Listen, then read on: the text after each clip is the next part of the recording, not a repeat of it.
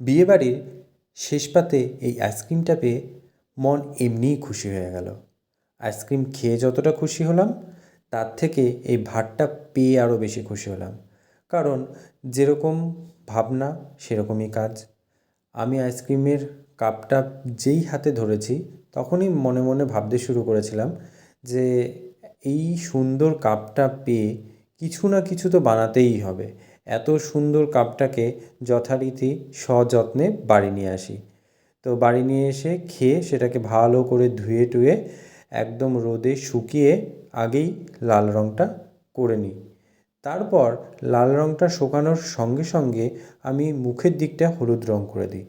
আর তার উপরেই কিছু কলকার কাজ শুরু করে দিই। কলকাটা একটু প্রথমের দিকে আমার কী করব সেটা আমি বুঝতে পারি না, যার জন্য একবার করার পর ভালো লাগেনি খুব একটা, তাই আবার সেটাকে তুলে নতুন করে আবার লাল রঙ করি। তারপর আবার কলকা করতে বসি। এইবার যখন কলকাটা ভালো লাগলো, তখন প্রথম একটি কাপ কমপ্লিট করে নেওয়ার পর মনে হলো যে এইটা একটুখানি শেয়ার করা যায় আপনাদের সাথে, তাই যথারীতি ভিডিওটা বানাতে শুরু করি। এবং করতে করতে অনেক কিছু মনে পড়ছিল, কারণ এই কলকা করা নিয়ে অনেক ছোট বড় কথা শুনেছি। তারপর এই কলকা করা নিয়ে অনেক সমালোচনার মুখেও পড়েছি। তো যথারীতি ভালো খারাপ সব কিছু মিলেই তো এক একটা কাজ থাকে।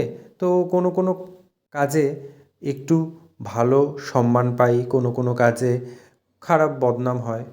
তো সব কিছু মিলেই আর কি জীবন।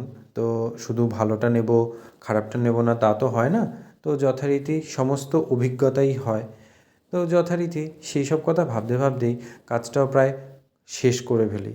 তো কমপ্লিট করার পর যখন ছোট ছোট কিছু ডটের কাজ করি এবং সেই কলকাগুলো দিয়ে, মানে কলকাটার উপরে ছোট ছোট কিছু ডটের কাজ করি, করে কাজটাকে পুরোপুরিভাবে কমপ্লিট করে নিই।